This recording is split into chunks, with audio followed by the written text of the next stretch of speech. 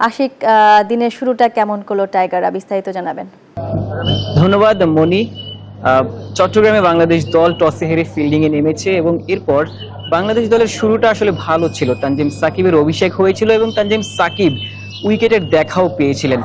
তবে এরপর জিম্বাবুয়ের ব্যাটাররা কিন্তু ঘুরে দাঁড়িয়েছে, তারা কাউন্টার অ্যাটাকটা করেছে, বাংলাদেশ দলকে তারা চেপে ধরেছে। এই মুহূর্তে তারা 92 রান করেছে লাঞ্চের আগ পর্যন্ত এবং লাঞ্চের পর ইতিমধ্যেই মাঠে নেমে গেছে তাদের ব্যাটার নিক ওয়েলচ। তিনি দুর্দান্ত ব্যাটিং করছেন, একাধিক ওভার বাউন্ডারি হাঁকিয়েছেন, 32 রানে অপরাজিত রয়েছেন। তাইজুল আরও একটি উইকেটের দেখা পেয়েছিলেন। আজকের ম্যাচে বাংলাদেশ 3টি পরিবর্তন নিয়ে মাঠে নেমেছিল এবং এনামুল হক বিজয় প্রায় 1000 দিন পর জাতীয় দলে ফিরেছেন।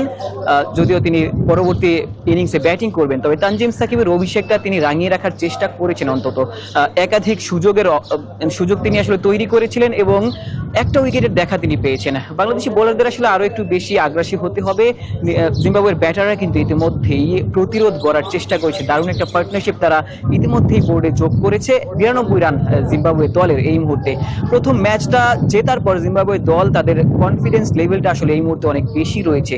দ্বিতীয় ম্যাচে বাংলাদেশকে হারিয়ে 23 বছর পর জিম্বাবুয়ে বাংলাদেশকে হোয়াইট ওয়াশ করার একটা সম্ভাবনা কিন্তু এই চট্টগ্রাম টেস্টে তৈরি হয়েছে জিম্বাবুয়ে দলের। তবে বাংলাদেশ দল ঘুরে দাঁড়াতে চাইবে, নাজমুল হোসেন শান্তরা ঘুরে দাঁড়াতে চাইবে।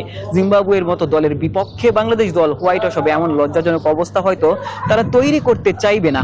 নাজমুল হোসেন শান্তরা এই ম্যাচে 3টি পরিবর্তন নিয়ে মাঠে নেমেছে এবং দেখার বিষয় জিম্বাবুয়েকে তারা কত রানে আটকে দিতে পারে এবং পরবর্তীতে বাংলাদেশ তাই সেই লিডটা কত বাড়াতে পারে। এই ছিল আসলে চট্টগ্রাম থেকে সবশেষ। মনি। আশিক, আপনাকে ধন্যবাদ। বান্ডেল থাকলে প্রতি সেনমানিতে টাকা বাঁচবে।